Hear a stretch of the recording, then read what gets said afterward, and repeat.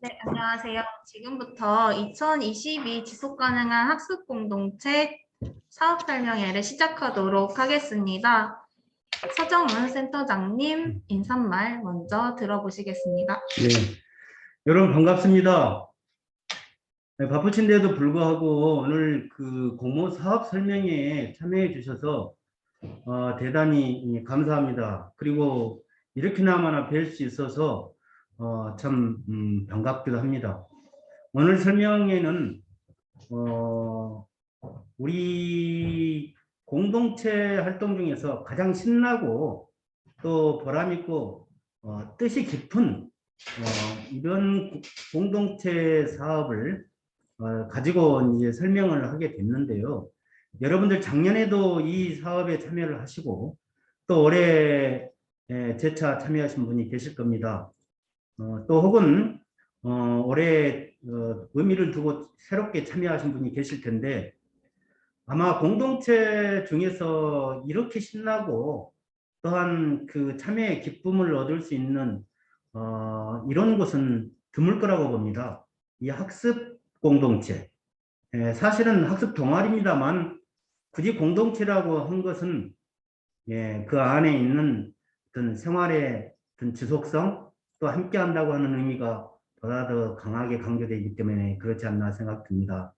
우리가 학습을 통해서 특히나 지속 가능한 발전이라고 하는 부분을 찾고 그 다음에 그것을 실천할 수 있다고 하는 건 대단한 기쁨이고 우리 지성인들 중에서 아마 이렇게 또 기쁨을 맛볼 수 있는 부분이 있겠는가 실감을 하실 겁니다. 또한 참 시민으로서 시민성을 배양하는데 더없이 좋은 이런 그 계기가 되고 독서 모임이 되지 않을까 생각이 듭니다. 작년에 우수 사례들을 이렇게 놓고 보면은 참 삶의 의미라 할까, 또 도시 변화라 할까, 또 우리 환경의 변화, 지구의 변화를 몸소 체험했다고 하는 것, 그 다음에 그것을 실천할 수 있었다고 하는 부분을 대부분 이야기를 하고 있습니다. 이렇게 참여와 또 성취의 보람을 느끼게 하는 적은 사업입니다만은 이런 공동체 활동은 참 드물 거라고 봅니다. 올해도 여러분들 4월부터 해서 9월 달에까지 이 사업이 진행될 거라고 봅니다만은 정말 마음에 든 분들과 함께 혹은 가족과 함께라도 좋습니다. 이 지속 가능한 발전에 대해서 서로 읽고 토론하고 실천할 수 있는 그런 장이 펼쳐질 것이라고 확신하면서 우리 지속협의 좋은 프로그램 중에 하나입니다. 앞으로 지속협의 활동들도 지켜보시고 계속적으로 함께 해서 좋은 성과 냈으면 하는 바람입니다. 네, 만나서 반갑습니다. 감사합니다. 네. 네, 인사 말씀 해주신 서정은 센터장님께 큰 박수 한번 부탁드리겠습니다. 네, 다음으로는 저희 공모 주제에 대한 소개가 있겠는데요. 공모 주제에 대해서는 광주광역시 지속가능한 발전협의회 김동관 부장님께서 수고해 주시겠습니다. 네, 반갑습니다. 저는 광주광역시 지속가능 발전협의회 김동관입니다. 방금 이렇게 소개해 주셨는데요. 이전까지는 상태문화말 만들기라는 큰 주제로 공모를 해오다가 올해에는 지속가능 학습공동체라는 주제로 이번에 공모를 시작하게 되었습니다. 먼저 이 공모 소개에 앞서서 먼저 우리 광주광역시 지속가능 발전협의회 간략한 소개와 함께 공모 주제에 대해서 먼저 이 말씀을 드리고 그다음에 공모 요강 그리고 우수 사례에 대한 내용들을 공유하고 오늘 마치는 순서로 진행하도록 하겠습니다. 먼저 협의회 소개입니다. 보시는 바와 같이 이 거버넌스 광주라고 하는 이 최봉희 선생님의 그 광주 고지도에 대한 그림을 바탕으로 협의회 소개를 시작하고자 합니다. 늘 이 거버넌스라는 그 주제가 광주에 어떤 그 광합성이라는 과정을 거쳐서 이제 거버넌스를 발휘할 수 있다라는 주제의 의미를 담고 있는 그림입니다. 네, 먼저 개요를 보시면 지속가능 발전이란 협의 설립 배경 및 목적, 연여, 그리고 협의 조직기구, 현재 조직기구고요. 협의 조직도 참여단체, 그리고 협의회가 지금 지향하고 있는 이제 2030 지속가능 발전 목표, 그리고 주요 사업 및 성과를 말씀드리고 이제 이 순서대로 진행하도록 하겠습니다. 이 협의회는 광주 지속가능 발전 목표 2030을 이행하고 이제 작년까지였죠. 5차 의제 2027년도부터 21년도까지 실현을 목표로 하고 있는데요. 이 지속가능한 광주 공동체를 함께 만들기 위해 시민, 기업, 행정이 함께 노력하고 있는 거버넌스 기구입니다. 예. 설립일은 95년도 설립이 되었고요. 현재는 거버넌스 기구로 구분이 되어 있으며 113개의 참여단체 그리고 이 협의회 홈페이지와 블로그가 있습니다. 지속가능 발전이라는 그런 그 큰 대주제가 이제 협의회는 이 목표를 실현하고자 있는 기관인데요.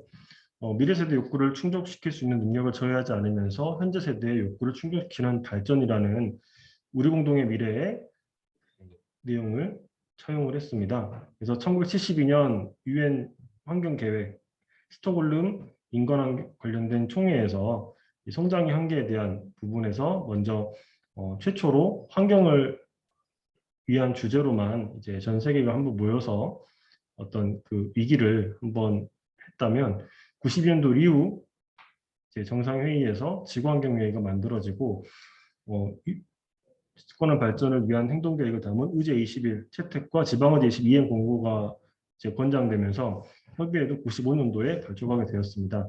그 이후 지속가능 발전 세계 정상회의와 리우 플러스 20, 2012년 그런 그 과정을 통해 가지고 지속가능 발전 목표에 대한 그런 그 각국의 이행 계획들을 이제 세우게 되었습니다. 네, 협의회는 92년 우리 유엔 환경개발회의를 통해 가지고 지방의제 21을 이행 공고하면서 2015년 지속가능 발전 목표 2030을 이행하고 5차 의제의 실천을 목표로 하고 있었습니다. 그리고 지속가능한 광주공동체 함께 만들기 위해서 시민과 기업과 행정 함께 노력하는 기구입니다. 그래서 협의회는 지속가능 발전법 제22조와 광주 환경기본조례 제24조에 의거해서 운영이 되고 있습니다. 면역은 이제 보시는 바와 같고요. 협의회는 현재 이 공동의장단과 운영위원회, 그리고 생태환경위원회, 지속가능 사회위원회, 생태문화마을위원회, 지속가능 발전 교육위원회, 지속가능 경영위원회가 있습니다. 그리고 가장 밑에 사무총국이 갖추고 있고요. 공정회단자는 총 10분의 이제 위원장님이 지금 계십니다. 그래서 정영일 동광대학교 교수님께서 이제 협의회 상임회장님으로 지금 계시고요. 우리 92년 리우 선언 주로 9개 주요 그룹에 맞춰가지고 이제 이렇게 10분의 그 공동이장님들을 이제 두고 지역을 대표하면서 이 거버넌스 기구에 참여하는 어떤 주요한 이제 역할을 하시는 분들이 되겠습니다. 참여단체입니다. 현재 113개의 그 참여 기관이 함께 진행을 하고 있고요. 참여단체, 참여기업, 참여기관 이렇게 해서 거버넌스 기구를 이제 운영을 하고 있습니다. 광주 지속가능 발전 목표입니다. 유엔에서 2015년도에 유엔 지속가능 발전 목표를 수립을 하면서 2018년도에 광주 지역에서도 광주만을 위한 지속가능 발전 목표를 수립을 했는데요. 17개 목표와 66개 세부 목표, 104개의 지표를 우리 공통의 목표를 이제 지향하고 있습니다. 이에 힘입어서 가장 이제 밑줄부터 녹색, 노란색, 빨간색, 그리고 파란색, 보라색으로 되어 있는데요. 각각 환경, 경제, 사회, 도시재생, 그리고 마지막으로 교육 순서로 지금 이제 5가지에 대한 그 주제를 바탕으로 17개 의제를 저희가 이제 2011년도까지 지난 5년 동안 열심히 달려왔습니다. 지금은 이제 6차 의제를 지금 준비를 하고 있는데 그 과정에 있어서는 조금 이따가 다시 한번 설명을 드리도록 하겠습니다. 이제 주요 사업들은 5차 의제 실천 사업과 그리고 이 17개 의제에 대한 실천을 바탕으로 하는 각각의 이제 그 거버넌스 조직과 그리고 이걸 5차 의제 실천하는 그런 그 주요한 활동들을 진행을 하고 있고요. 생태문화마을 만들기 같은 경우에는 그 2009년도에 우리가 내 집안 마을 가꾸기라는 사업을 시작으로 현재까지 이제 굉장히 그 다양하게 가장 지역에서 이제 풀뿌리 마을 공동체 운동을 지향을 하고 있고요.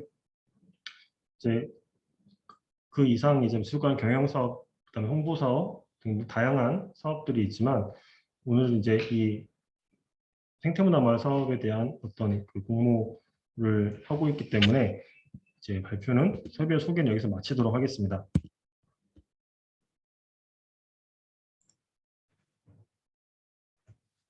네, 다음은 이어서 곧바로 그 6차 어제에 대한 내용과 6차 어제와 생태문화 마을 만들기를 주제로 말씀드리도록 하겠습니다. 지금 6차 어제 생태문화 마을 만들기는 아마 이제 되게 생소하실 겁니다. 이제 그래서 저희 협의회도 아마 지구의 날 이후에 제가 별도의 이제 과정을 거쳐서 선언과 그다음 발표를 앞두고 있는데요.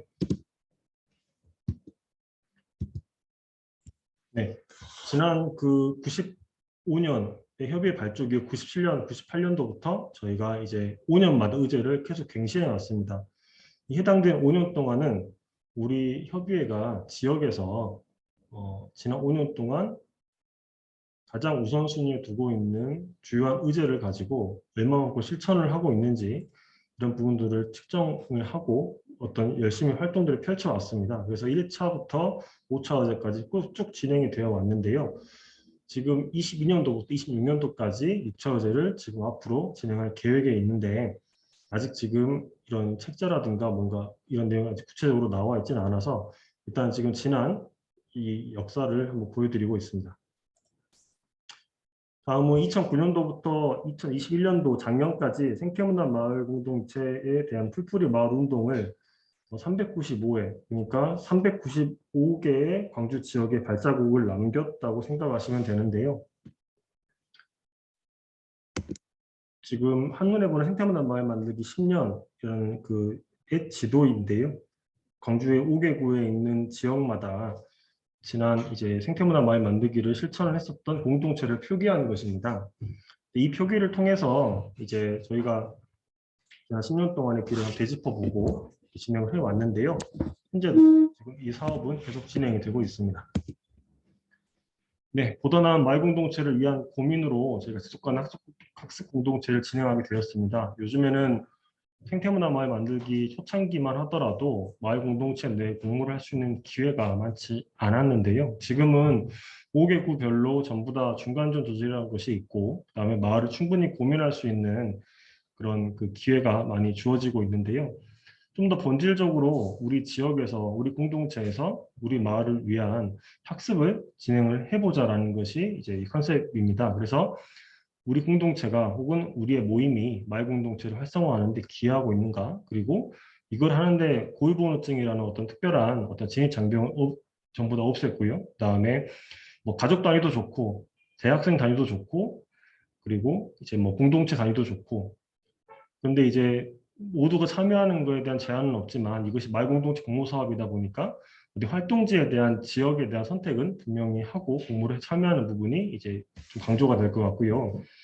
그리고 시대 요구에 부응하는 거는 참 좋은 내용인 것 같습니다. 뭐냐면 과거에 이제 협의회에서 지향하고자 하는 내용들에 대해서 공모를 했을 때 왜 이걸 해야 되냐는 어떤 주민분들의 어떤 원성 아닌 원성이 있었는데 지금 시대에 도달해 보니까 이미 저희보다도 더 먼저 앞서가시고 시대 요구에 맞게 문제의식을 이제 빨리 캐치하고 그 부분에 대한 고민을 지금 하고 있는 시대가 된 것 같아요. 그래서 충분히 이 부분에 있어서 공감을 해주시는 그런 공동체 모습에 저희도 많이 놀라고 있습니다.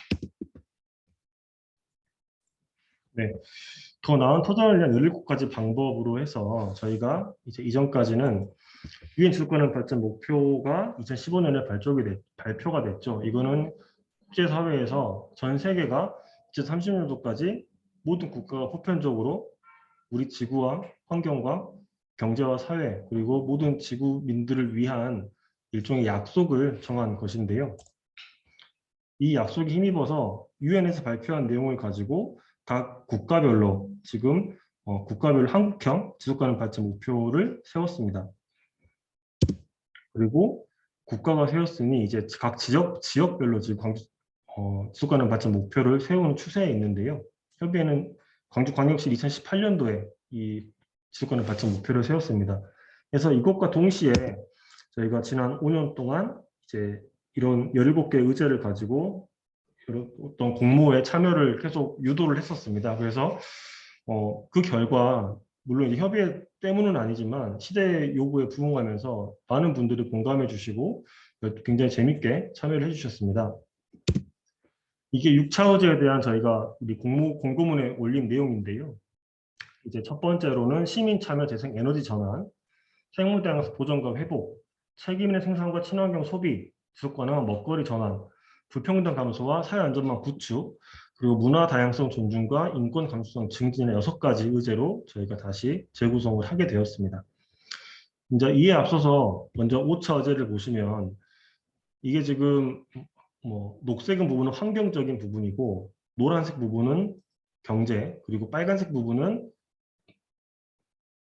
사회, 그리고 파란색 부분은 도시재생, 그리고 맨 마지막 부분은 이를 전부 다 이행할 수 있는 힘인 교육, 이렇게 5가지로 구분이 돼서 이렇게 진행을 해왔는데요. 이번에는 반대로 이 5차제 평가하는 과정에서 각각의 의제를 실천하는 데 있어서 겹치는 부분이 워낙에 많았고, 그리고 어떤 의제는 수년 내에 5년 동안 기간이 아니라 1, 2년 만에 이걸 달성해 보려는 성과 측정도 있는 반면에 어떤 의제는 굉장히 이제 좀 더 긴 호흡을 가지고 실천을 해야 되는 이런 그 의제가 있는 등 굉장히 다양한 행태를 보였습니다. 그래서 이 평가 결과에 따라서 6차 의제를 구성하게 됐는데요. 6차 의제 내에서는 보시는 바와 같이 6개 의제로 정리가 됐고, 여기에 이제 이전에 있었던 환경, 경제, 사회, 도시재생, 교육이 따로 구성을 한 게 아니라 각각 의제별로 5개의 분야의 내용들이 녹여내기 위한 그런 내용을 지금 구성을 했고, 선언 및 발표를 앞두고 있습니다. 그래서 예를 들어서 시민 참여 재생 에너지 전환 부분에서 환경적으로, 경제적으로, 사회적으로, 도시재생적으로, 교육적으로 이 부분이 어떤 방향으로 나아가야 될 것인가에 대한 각각 의제별로 5개 분야의 내용들이 녹여져 있다는 이야기고요. 그래서 이제 공모 이전에 한번 이제 어떤 분께서 이렇게 문의를 한번 주셨었는데, 여기에 뭔가 이제 본인은 어떤 공부를 하고 싶은데 어느 의제에 속하는지 아직 모르겠다. 그리고 그 의제에 맞는지 그에 대한 부분이 뭔가 명확하지가 않다라고 이렇게 한번 사전에 문의를 주신 적이 있는데, 저희가 이제 이렇게 의제명을 정하고 나서 여기 안에는 그러니까 뭐냐면 지속가능한 먹거리 전환에는 비건과 먹거리만 있는 게 아닙니다. 이제 환경적으로, 경제적으로, 사회적으로, 도시재생적으로, 교육적으로 다양한 어떤 그 실천 활동과 내용들이 숨어 있습니다. 그래서 그 내용에다 상상력을 발휘해서 이 부분을 이제 그 학습을 진행하시면 되는 부분이고요.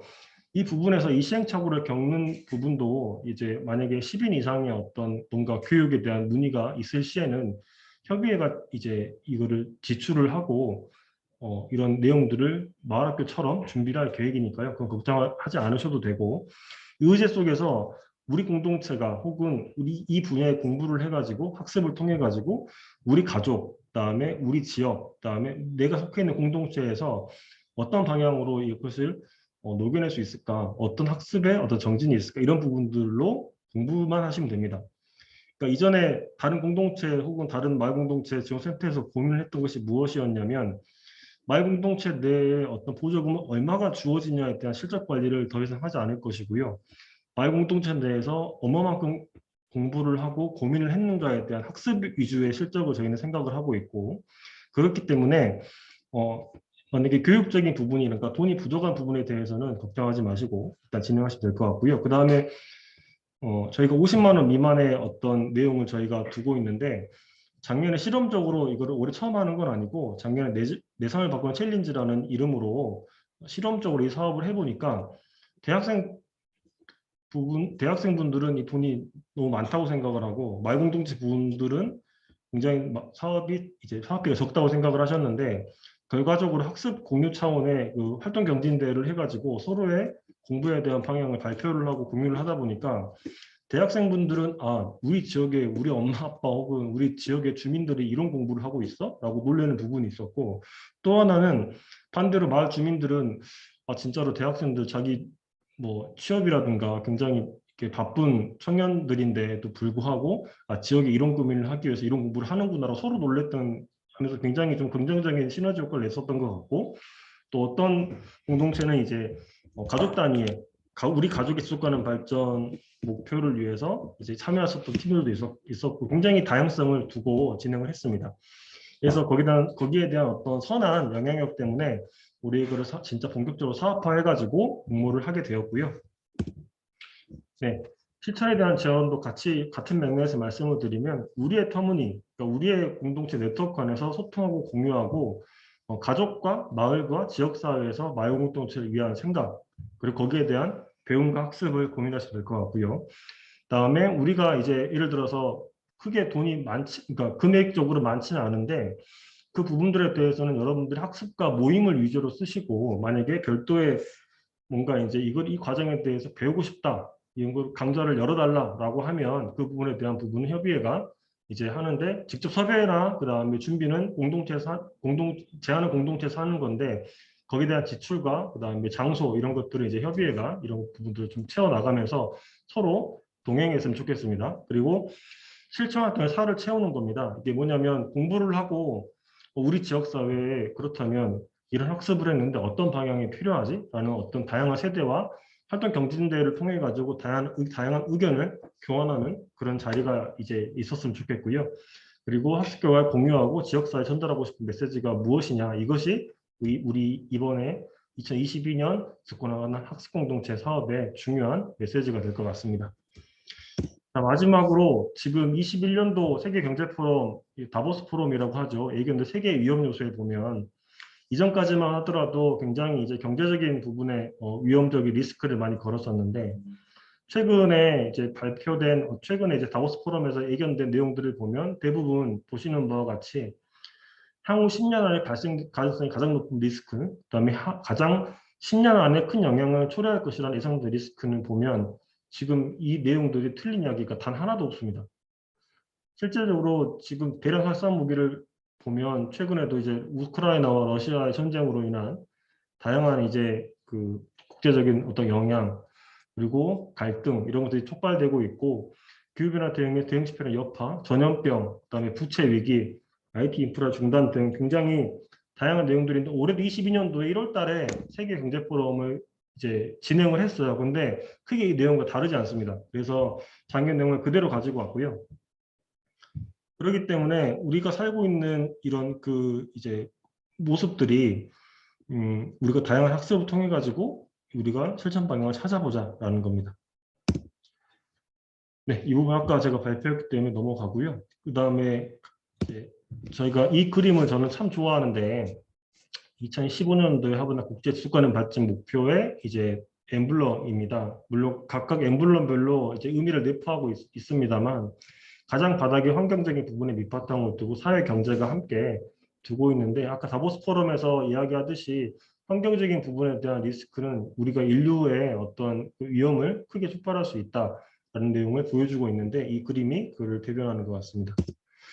그래서 지역사회에서 요즘에는 우리가 누가 시키지 않더라도 주민분들이 스스로 이렇게 다양한 캠페인과 문제의식을 갖고 지역 공동체에서 각각의 고민을 가지고 이제 이렇게 진행을 하고 계시는데요. 이런 그림들이 사실 광주에만 특히 있는 그림이에요, 사실.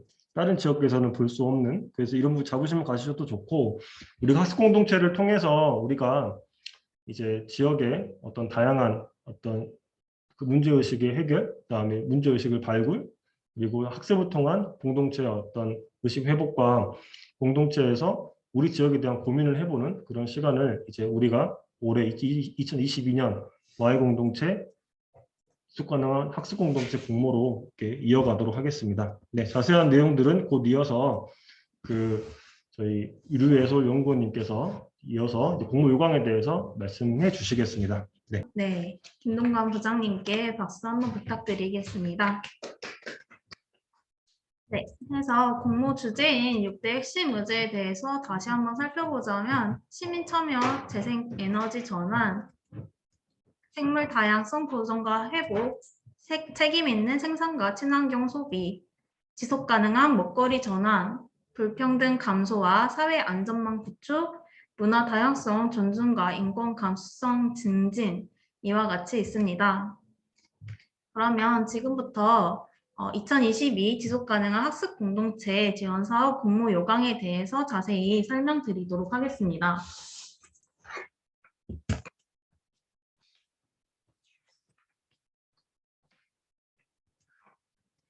네. 지속가능한 학습 공동체의 슬로건은 책에서 지속가능 발전을 찾고 지역에서 행동하다인데요. 이 지속가능 발전이란 것은 단 한 사람도 소외되지 않는 것을 목표로 하고요. 이 책에서 지속가능 발전을 찾고 지역에서 행동하다는 책으로 학습하고 주변의 문제점을 찾아 변화시켜 나가는 학습 실천 프로젝트입니다. 앞에서 이제 김동관 부장님께서 설명해 주셨듯이 기후위기, 코로나19는 우리 삶 전반에 대전환을 불러왔습니다. 이러한 문제들은 한 개인이 바꾸기에는 힘들죠. 그래서 개인을 넘어서 마을, 지역 단위의 지속가능한 삶의 방식의 학습과 실천이 필요한 시점입니다. 아는 게 있어야 비로소 보인다고 합니다. 책을 읽고 주변의 여러 이야기도 들어보고 학습하면 문제의식이 생길 겁니다. 그리고 우리 주변을 자세히 살펴보면 정말 다양한 문제들이 눈에 보이기 시작할 것입니다. 이를 해결하기 위해서는 함께 모여야 한다고 생각합니다. 함께하면 목소리가 더욱더 커지고 많은 아이디어들이 모여서 바꿔 나갈 수 있습니다. 그래서 2022 지속가능한 학습 공동체는 무엇보다 참가자들이 학습하는 것에 중점을 두고 있습니다. 지원 요강부터 자세히 살펴보도록 하겠습니다. 사업명은 지속가능한 학습 공동체 지원 사업이고요. 신청 자격은 광주 시민 누구나 3에서 5인으로 구성하여 30개 팀 정도 이제 참여를 목표로 하고 있습니다. 그래서 주민조직, 대학생, 비영리단체 기관 혹은 학교 누구나 참여 가능하시고요. 다만 여기에서 지역성을 띠고 있어야 된다는 점 미리 말씀드립니다. 이 지역성이라는 거는 활동하는 그 지역이 한 군데로 이제 무슨 동, 예를 들어 시청 상무지구의 그 치평동 혹은 만약에 학교에서 한다면 전남대학교 혹은 조선대학교 이런 식으로 땡땡대학교 해서 활동 지역을 하나 이제 지정을 해 주셔야 신청이 가능하고요. 신청 기한은 다음 달 4월 1일까지입니다. 그리고 신청 서류는 협의회 홈페이지를 통해서 보실 수 있고요. 신청 방법은 이 협의회 홈페이지 공지사항에 있는 참가 신청서 활동 계획서 그리고 개인정보 수집 및 이용 동의서를 작성해 주셔서 여기 화면에 나와 있는 이메일로 신청서를 제출해 주시면 됩니다. 네, 활동 기간 같은 경우에는요, 4월 11일부터 시작해서 8월 28일 총 5개월 정도 활동을 하게 되고요. 지원 금액은 각 공동체당 최대 50만 원 활동비 지원이 됩니다. 그리고 이와는 별개로 10인 이상을 모아서 공동교육을 희망시에 교육을 지원해드리고 있는데요. 이 공동교육이라는 거는 특강, 성형회, 워크숍 등 이런 교육 프로그램 개최를 희망하는 공동체에서 강사 또는 배급사를 직접 섭외하여 교육 프로그램을 기획 및 진행하고자 할 때 여기 사무국에서 강사 및 배급사 측에 이제 예산 집행을 하게 됩니다. 이러한 경비 지원을 따로 별개로 하고 있고요. 이는 10인 이상의 교육 희망자가 있어야 하고 이 10인은 참가자 외 일반 시민도 가능합니다. 그리고 활동 내용은 앞서 김동관 부장님께서 자세히 설명해 주셨는데요. 도서 2권을 읽고 이와 관련된 지역사회 활동을 찾아보고 공동체에서 할 수 있는 역할을 찾아서 실천하시면 됩니다. 이 실천 활동은 도서 내용과 연관이 있어야 하고 앞서 설명해 주신 광주 6대 핵심 의제와 연관이 있으면 됩니다. 그래서 이 도서를 고르실 때 이 6대 핵심 의제에 너무 갇혀 있지 마시고 나중에 어떤 활동을 할 것인지 이 도서를 통해서 학습을 한 후에 그 활동 내용이 이 6대 핵심 의제에 관련이 있으면 됩니다.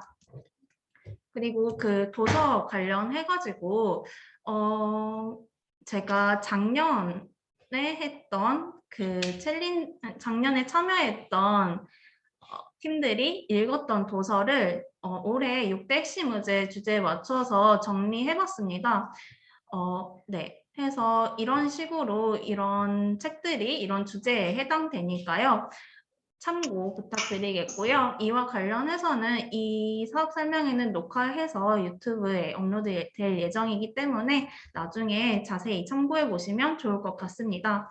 그리고 마지막 도서 목록에 공통 부분이 있는데요. 이 부분들은 특히 기후위기와 관련된 게 많습니다. 아무래도 지속가능 발전이 현재 기후위기와 많은 연관을 띠고 있기 때문에 도서 중 하나를 이제 기후위기 관련된 걸로 하셔도 좋겠다라고 말씀드리겠습니다.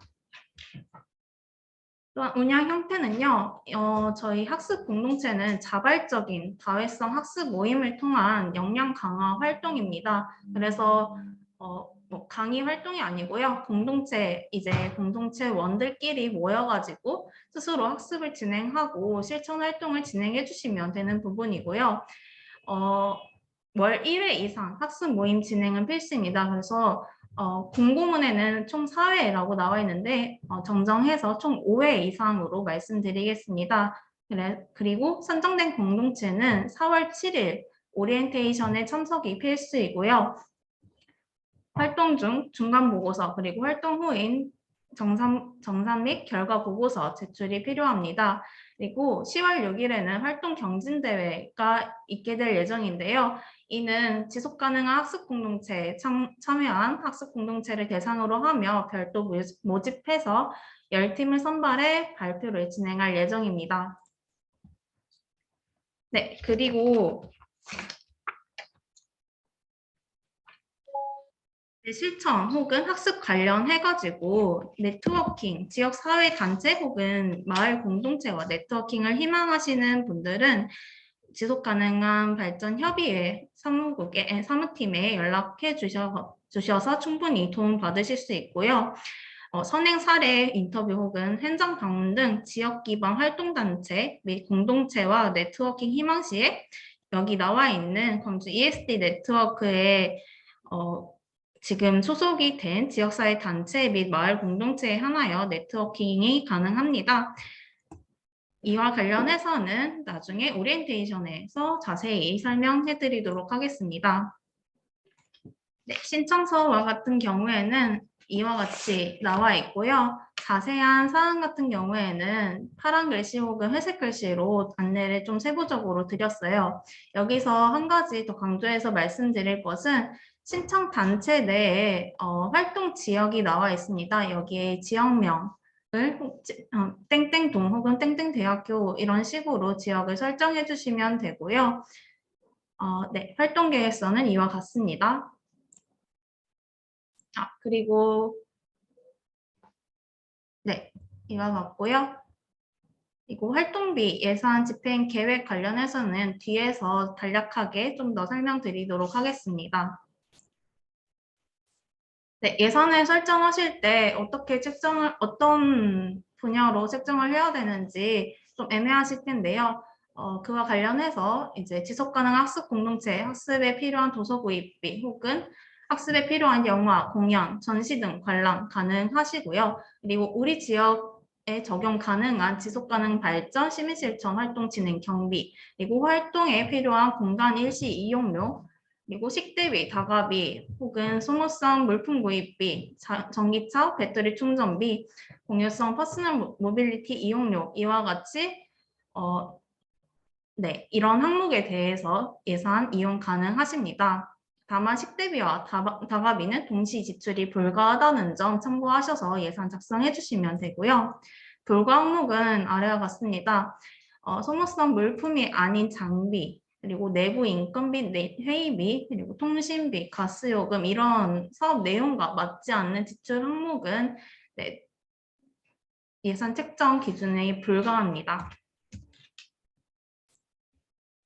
네, 추진 절차는 이와 같습니다. 4월 1일까지 신청서를 받을 예정이고요. 4월 5일에 네, 선정 홈페이지를 통해서 어떤 공동체들이 선정이 됐는지 안내해 드릴 예정이고요. 4월 7일 목요일 15시, 오후 3시에 사업 안내 및 공통 교육이 있을 예정입니다. 이는 팀당 한 분 이상 꼭 필참하셔야 되는 부분이고요. 그리고 보조금 교부도 이제 선정된 팀을 통해서 팀에 한해서 이제 보조금 신청서 및 교부를 할 예정입니다. 사업 추진은 활동 기간은 4월 11일부터 8월 28일까지이고요. 활동 마감은 9월 7일 6시까지 이제 정산 및 결과 보고서를 제출해 주시면 마감이 됩니다. 그리고 이후에 활동이 다 마무리된 후인 10월 6일에 활동경쟁대회 있다는 점 말씀드리겠습니다. 그럼 지금부터 우수 사례 발표가 있겠는데요. 지금 화면에 나와 있는 이 책은 작년에 있었던 내 삶을 바꾸는 챌린지를 통해서 이와 책에서 지속가능 발전을 찾고 지역에서 행동하다 프로그램을 했던 이제 팀들 사례를 모아서 가이드북을 만든 겁니다. 이 가이드북은 광주 지속가능 발전 협의회 홈페이지 공지사항에 공고문과 함께 첨부해 드렸으니 더 자세한 사항을 알고 싶은 분들은 홈페이지 참고 부탁드리겠습니다. 우수 사례 발표로는 우선 지속가능한 지구 특공대 먼저 진행하도록 하겠습니다. 안녕하세요. 지속가능한 지구특공대 대표 박나린입니다. 저희 지속가능한 지구특공대는 A팀과 B팀으로 나누어져 있습니다. A팀 어린이 특공대원은 6학년 조예은, 4학년 박나린, 3학년 조주원, 3학년 정하경, 연세 유아스쿨 정함이 있습니다. B팀 부모님 특공대원에는 최경숙, 박영준, 이혜인, 진영정, 정채성 부모님이 계십니다.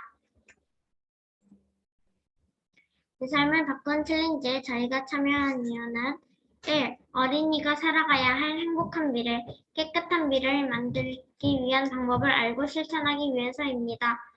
2. 우리가 미래에도 살아가야 할 지구를 아끼고 소중히 여기며 살아가길 바라는 마음으로입니다. 3. 다른 사람들과 지구를 지키는 일을 함께 하고 싶어서입니다. 지구를 지키기 위한 좋은 습관들에는 1. 나갈 때 불은 끄고 나가기. 2. 바다에서 쓰레기 줍기. 3. 환경운동 캠페인 벌이기. 4. 양치할 때는 물 잠그고 하기. 5. 플러그는 한 곳에 많이 꽂지 않기. 6. 가까운 거리는 걸어 다니기 등이 있습니다. 저희들의 활동은 동영상 시청입니다. 저희가 시청한 동영상으로는 세븐 스즈키와 그레타 춘베리, 출동 친환경 농사가 있습니다. 저희들의 활동 툴, 책을 읽고 생각 나누기입니다. 저희가 읽은 책은 초등학생이 알아야 할 지구 환경과 기후변화 100가지와 쓰레기 제로 대작전입니다.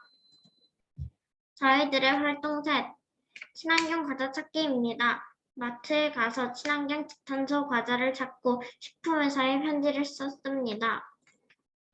저희들의 활동 넷, 쓰레기 줍기입니다. 영광에 있는 작은 공원에서 쓰레기를 주었습니다. 저희들의 활동 4-1, 바닷가에서 쓰레기 줍기입니다. 바닷가에 있는 바다 유리도 같이 찾았습니다. 저희들의 활동 5, 주운 바다 유리로 액세서리를 만들어서 지인들에게 선물했습니다. 쓰레기를 줍는 게 재밌고 즐거워진 우리는 앞으로도 지구를 지키기 위하여 분리수거를 하고 일회용품을 줄여나가기 위해 많은 노력을 할 것입니다. 잊어버린 지구를 지키고 오염물질을 줄여가고 말입니다.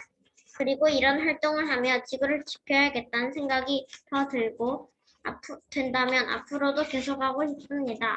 감사합니다.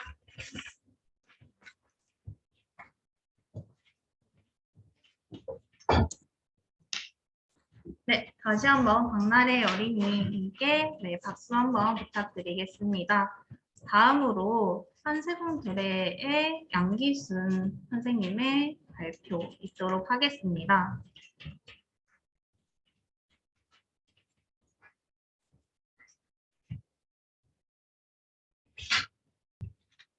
안녕하세요. 저는 일곡마을에서 활동하고 있는 양기순이라고 합니다. 이렇게 사례 발표 나오게 돼서 영광이고요. 저희는 일단 마을에서 활동하고 있는 다양한 책 소모임에 대한 소개를 하고자 합니다. 그러기 전에 저희 일곡마을은 에너지 전환 활동을 하고 있는데요.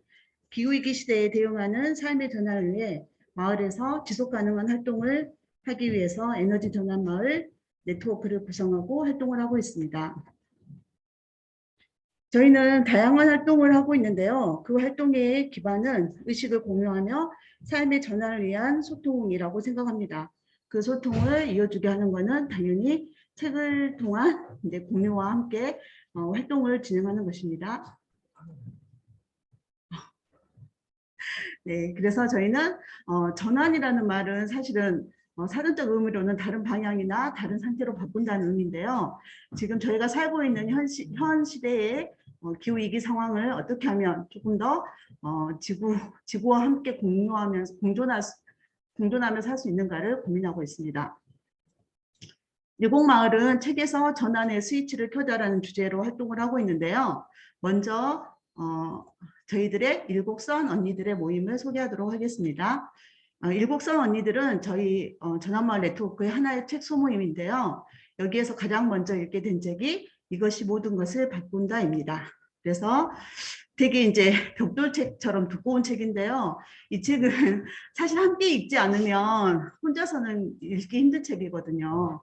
함께 해야만이 가능한 책들을 읽으면서 저희들이 이 책을 다 읽었을 때 한 600페이지 정도 되는데 이 책을 읽고 났을 때의 성취감도 있고 또 이게 되게 우리가 하나의 지구에 공존하고 사는 건데 지구가 막 서너 개 있는 것처럼 생각하며 살고 있었구나라는 다양한 생각들을 하게 되었었습니다. 그리고 이 작가의 이 책을 바탕으로 한 다큐도 함께 보면서 다시 한번 저희가 생각을 다졌고요. 그 다음에는 미래가 불타고 있다는 저희가 이제 최근에 함께 읽었던 책입니다. 저희는 이제 코로나 상황이기 때문에 매번 만나서는 진행을 못했고 비대면과 대면을 통해서 또 시간을 맞추어서 이렇게 진행을 하였습니다. 그래서 이렇게 줌으로도 만나고 마스크를 쓰고 카페에서도 만났고 그다음에 또 다큐를 보면서 함께 이야기도 나누었습니다. 여기에서 나눈 이야기들을 가지고 저희가 이제 참여했던 분들을 캐릭터로 해서 만들어서 이제 각자 생각한 것들을 써봤거든요. 근데 되게 저희가 혼자서 생각했다면 지구를 사랑하는 방법이 무엇일까라고 또 내가 할 수 있는 실천의 방법이 무엇일까를 고민했을 때 좀 소소하게 나왔을 것 같아요. 그런데 함께 책을 읽고 함께 이야기를 나누다 보니까 저희가 전사가 되어야 되더라고요. 왜냐하면 지구는 하나뿐이 없으니까요. 그 다음 저희가 또 활동하고 있는 소모임 하나는 쓰레기 TMI 책을 읽고 함께 공유하는 모임입니다. 이 모임 또한 저희 전환마을 네트워크에서 함께 이야기하는 소모임인데요. 여기에서도 또한 똑같이 대면과 비대면을 통해서 각자 상황에 맞춰서 또 만나서 이야기도 나누고 책도 읽고 활동의 방법을 고민하였습니다. 네, 여기에서도 저희가 엄청 많은 생각을 하게 되죠. 왜냐하면 쓰레기는 저희가 매번 버리잖아요. 근데 버리면서 생각하게 되었어요. 이 쓰레기가 어디로 가지? 내가 버린 쓰레기가 내 눈앞에서 사라진다고 해서 아주 멀리 가버리는 건 아니죠. 바로 내 주변, 내 발밑에서 걔네들은 계속 존재하고 있었습니다. 그래서 저희가 할 수 있는 방법들을 되게 많이 고민했던 것 같아요. 쓰레기를 줄이는 방법, 어떤 것들이 있을까라고 하면서 또 마을에서 좀 다양하게 진행되고 있는 옷 되살림 활동이랄지 이런 활동들에도 열심히 참여하고 있습니다. 그 다음 활동은 저희가 이제 여기에서 지속가능 발전협의회에서 함께 했던 작년에 함께 참여했던 초록충전이라는 모임인데요. 여기에서도 저희가 4명의 마을의 활동가들이 모여서 환경 생태나 이런 부분에 대한 관심을 갖고 특히 먹거리에 대한 생각을 많이 하게 되었었어요. 그래서 이번에 주제는 이렇게 저희가 기후위기 관련한 도서를 선정하고 독서 모임을 진행하고 그 활동으로 이렇게 공동체 채식 밥상을 해서 나눔 활동도 하였습니다. 그리고 이렇게 주민들과 함께하는 미식회도 가졌었는데요. 여기에 대해서 저희도 이제 이렇게 성장기 아이들이나 고기를 안 먹으면 안 된다고 생각하잖아요. 그런데 제가 막상 책을 읽어보니까 이 지구를 지켜나가는데 채식만큼 또 중요한 게 없더라고요. 그래서 저희도 또 나름 또 생각했습니다. 이렇게 각자의 생각을 이야기를 나누고 밥상 교육에서부터 우리가 밥상부터 좀 바꿔 나가는 생활을 하자라고 생각했습니다. 또 이러한 활동들은 저희가 마을에서 공유회를 통해서 이렇게 주민들과 함께 공유하고 우리의 삶의 방식의 전환에 대해서 함께 고민하는 시간들을 가져보았습니다. 책을 통한 의식의 전환의 바로 기후위기 대응 실천으로 저희는 또 이어지고 있었는데요. 저희는 미래를 위한 금요기후행동 일곡마을에서 매주 금요일 날 12시부터 12시 30분까지 기후순례로 물들이고 있는데요.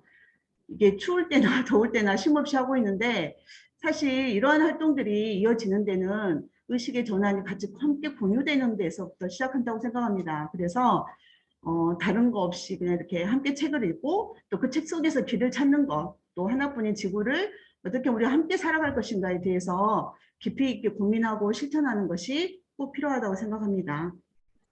고맙습니다.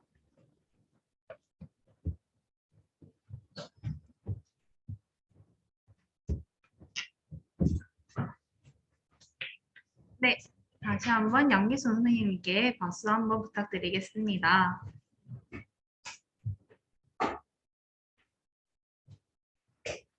다음으로는 마지막 사례인 대학생 청년팀 기다림팀의 우수 사례를 보실 텐데요.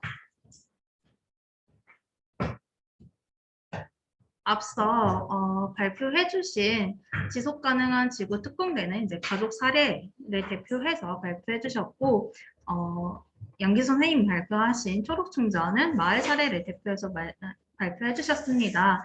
그리고 기다림 팀은 이제 청년을 대표해서 사례 발표가 있겠는데 바로 제가 사례 발표를 하겠습니다. 저는 작년에 청년팀으로 해서 책에서 지속가능 발전을 찾고 지역에서 행동하다 내 삶을 바꾸는 챌린지에 참가를 했었는데요.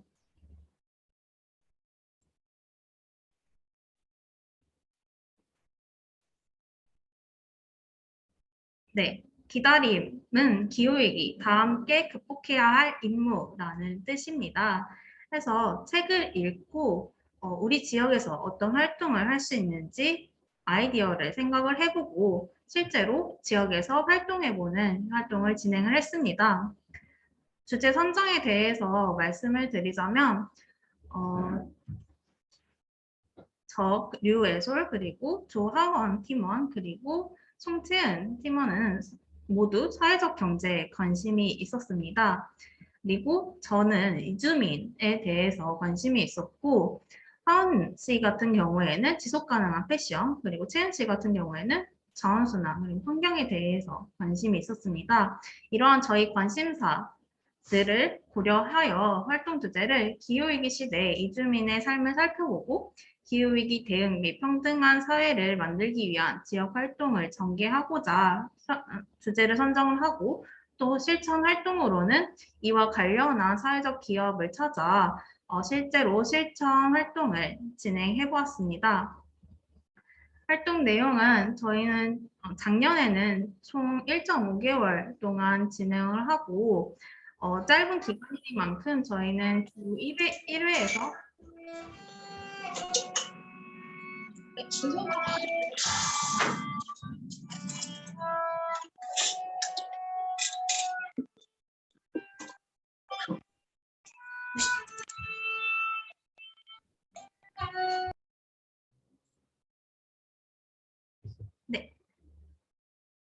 이어서 진행하겠습니다. 1.5개월이라는 짧은 시간인 만큼 저희는 주 1회 혹은 2회를 만나가지고 활동을 진행했습니다. 처음에는 역할 분담 먼저 이렇게 진행을 했는데 총 3명이어가지고 팀장, 회계, 서기를 나누어서 이렇게 역할 분담을 했고요. 도서 선정에 있어서는 기후위기 관련된 책 하나 그리고 이주민 관련된 책 하나를 선정해서 발제 및 토론을 진행한 후 이제 활동 방향을 논의하고 활동들을 진행하였습니다. 네, 첫 번째 도서인 탄소 사회의 종말과 같은 경우에는 저희는 이 책을 읽고 이 기후 위기를 단순히 그저 환경 문제로 바라보기보다 인권의 눈으로 이 기후 위기를 바라봐야 할 필요성이 있음을 알게 되었습니다. 기후 위기의 원인과 결과를 인권의 관점에서 이제 해석하는 부분에 있어서 되게 논리적으로 이 책을 통해서 알 수 있었고, 기후위기로 인한 피해는 계층과 집단에 따라서 차별적이라는 점에 공감을 할 수 있었습니다. 그럼 다음으로 읽은 이주 여성과 관련된 도서 아직 끝나지 않은 이야기를 통해서는 그동안 한국 사회에서 주목하지 않았던 이주 여성의 현실을 파악할 수 있었는데요. 이주민 혹은 이주민 선주민을 떠나서 이들은 그저 도우미 절실한 사람들이고 모두 평등하여 차별받지 않는 세상을 만들기 위해서 우리 사회가 노력해야 될 필요성을 느끼게 되었습니다. 도서 발제와 같은 경우에는 저희는 줌으로 만나서 진행을 했고 각자 저희도 엄청 백과사전과 같은 책이었거든요. 그래서 총 5부로 이제 나누어져 있었는데 탄소사의 종말 같은 경우에는 그래서 각 부당 한 사람씩 파트를 맡아가지고 이렇게 요약 자료를 만들어서 도서 발제를 한 명이 진행을 하고 이후에는 세부적으로 이 도서 내용에 대해서 토론을 하는 시간을 가졌었습니다. 아직 끝나지 않은 이야기와 같은 경우에도 이렇게 요약 자료를 준비해서 네, 독서 모임을 했었고요. 이렇게 책을 읽고 난 후에는 저희는 한국 이주민에 대한 이해와 프로젝트 방향을 위해서 자문회의를 진행했습니다. 이 자문회의와 같은 경우에는 지역사회 내에 저희에게 자문을 해주실 수 있는 분을 협의회 사무팀에 요청을 해가지고 섭외한 전문가이시고요. 이네스라는 이제 전남대 디아스포라 협동과정 박사과정을 수료하신 분이었습니다. 그래서 이분은 실제로 이주 여성이기 때문에 이주 여성의 입장에서 많은 이야기를 들려주셨는데 일단 이 디아스포라에 대한 이해와 함께 출신국별